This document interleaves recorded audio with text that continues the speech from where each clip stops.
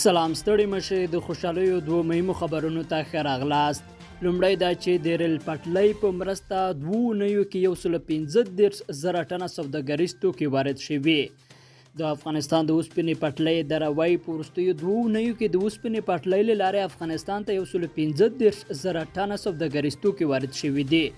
د افغانستان د اوسپنې پټلۍ ادارې په داسې خپرو کړو معلوماتو کې ویلي چې له دغه مهمې ترانزیتي لارې هېواد ته صادرات ډېر شوي دي.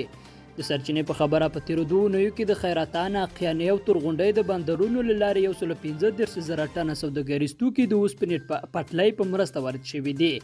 د سرچینې په خبره دغه توکي په 2361 واګونو هېواد ته رالېږدول شوي دي.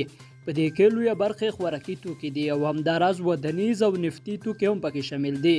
یا د ادارې ویلي دوی هڅه کوي چې د افغانستان له ګاونډیو هېوادونو سره د اوسپنې پټلۍ په مرسته سوداګري وغوړوي، ځکه له یوې خوا چټکه ده او له بلې خوا ارزانه او ډډمنه تمامېږي. بل مهم خبر ده چې ازبکستان او پاکستان پر افغان سوله خبرې کړې. د رسنیو د راپورونو له مخې د ازبکستان د بهرنیو چارو وزیر عبدالعزیز کمالوف او د پاکستان د بهرنیو چارو وزیر محمود قریشي پر افغان سوله خبرې کړې دي او دواړو لورو ژمنه کړې چې له دغه بهیر سره به هر اړخیزه همکاري کوي. لیدونکو له ملتیا مننه. تر بیا ښې چارې.